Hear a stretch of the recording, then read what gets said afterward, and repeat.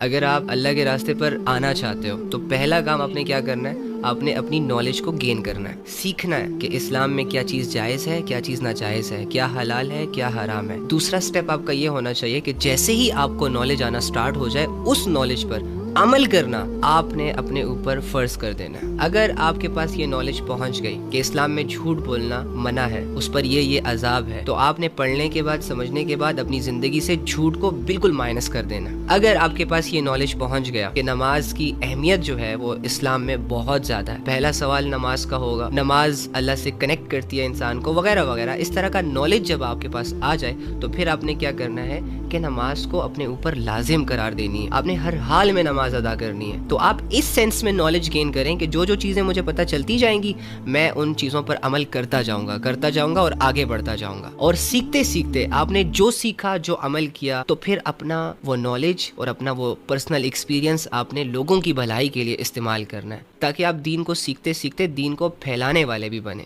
تو انشاءاللہ آپ کی زندگی اتنی پیاری گزرے گی کہ آپ کو گناہوں کا ٹائم ہی نہیں ملے گا، آپ کو بے حیائیوں کا ٹائم ہی نہیں ملے گا۔ اسلام اتنا پاکیزہ مذہب ہے کہ جو بندہ بھی اس میں انٹرسٹ لیتا ہے، اس کو سیکھنے میں اور سکھانے میں اور عمل کرنے میں انوالو ہو جاتا ہے، جو بندہ بھی اللہ سے کنیکٹ ہو جاتا ہے اسلام کے ذریعے سے، اس بندے کے پاس ٹائم ہی نہیں بچتا دنیا کو دینے کے لیے یا دنیا کی خاطر یا دنیا کے لیے۔ ہمیں جو چیز گناہوں کی طرف لے کر جاتی ہے، بے حیائیوں کی طرف لے کر جاتی ہے، نافرمانیوں کی طرف لے کر جاتی ہے، وہ لا علمی اور جہالت ہے۔ جیسے ہی ہماری یہ جہالت کے اندھیرے ختم ہوں گے، ہمیں اپنی آنکھوں سے وہ ساری ناکامیاں نظر آئیں گی جن سے اللہ ہمیں بچانا چاہتا ہے۔ تو ہر نوجوان لڑکے اور لڑکی کو یہ چاہیے کہ وہ اسلام کے لیے، اسلام کو سیکھنے کے لیے، اس پر عمل کرنے کے لیے ٹائم نکالے۔ ادروائز اگر یہ ٹائم ایک دفعہ ختم ہو گیا اور آپ کی موت کا فیصلہ ہو گیا تو آپ یہ خود چاہیں گے کہ کاش اللہ تعالیٰ ہمیں تھوڑی سی اور مہلت دے دے۔